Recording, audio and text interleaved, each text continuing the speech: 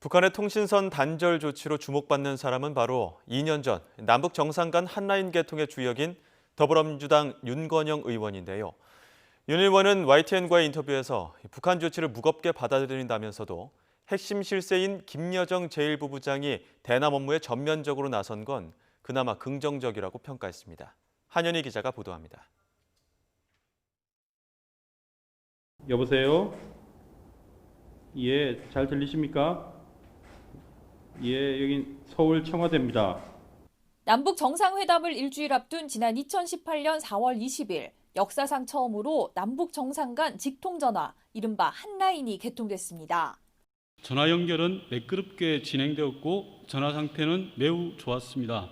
마치 옆집에서 전화하는 듯한 느낌이었습니다.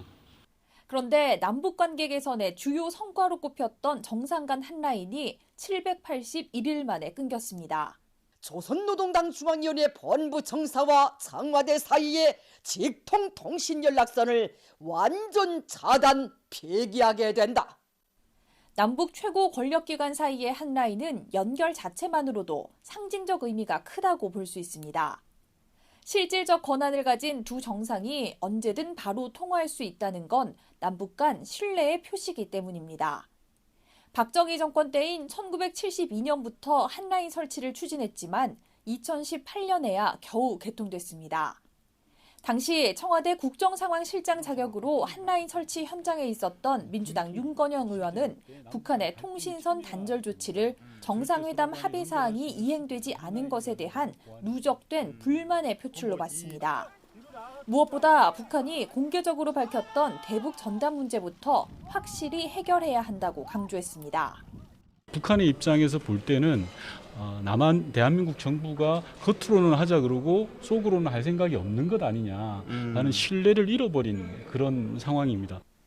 윤 의원은 최근 북한의 조치 과정에서 김정은 위원장의 여동생인 김여정 제1부부장이 전면에 나선 건 긍정적인 신호로 해석했습니다.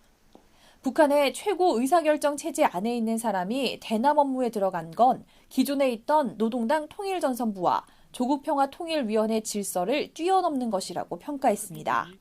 대한민국의 대북 총괄은 누구냐라는 걸 오히려 역으로 묻고 있다고 생각을 합니다. 전체적으로 봤을 때 북한 내에서 상당한 영향력을 가지고 있는 김여정 1부부장이 대남 사업을 총괄한다는 것 결코 나쁘지 않다.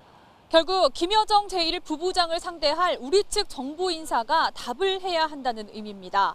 하지만 통신선이 단절된 상황에서 대화를 시도하기보다는 대북전단 살포 금지 등 구체적인 정부 조치가 선행돼야 할 것으로 보입니다. YTN 한현입니다.